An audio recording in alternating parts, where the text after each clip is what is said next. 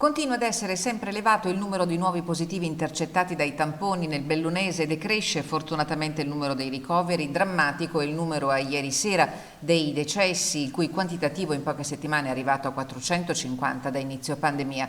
Procede a pieno ritmo la campagna vaccinale. Siamo impegnati nel completare la vaccinazione degli ospedali, operatori sanitari delle case di riposo, operatori e ospiti. Abbiamo concluso tutti i medici del territorio, voglio dire i medici di medicina generale, i pediatri di libera scelta, i medici delle USCA, i medici della Guardia Medica.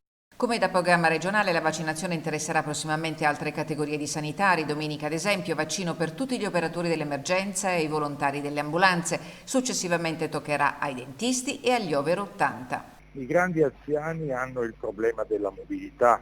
Stiamo trattando con la medicina di famiglia modalità sperimentali per farli chiamare esattamente come abbiamo fatto per l'antinfluenzale. Chiaramente le persone immobilizzate dovranno essere raggiunte da professionisti a casa loro. Da lunedì prossimo intanto nuovi orari per i drive-in tamponi. A San Martino accesso dal lunedì al sabato dalle 7 alle 19, a Sagrogna solo nella giornata di domenica e nella medesima fascia oraria. A Feltre drive-in aperto dalle 8.30 alle 12.30 in via dell'Industria, a Tai di Cadore drive-in dalle 15 alle 17 il martedì, giovedì e sabato in piazzale Dolomiti. Ad Agordo dalle 15 alle 17 il lunedì, mercoledì e venerdì.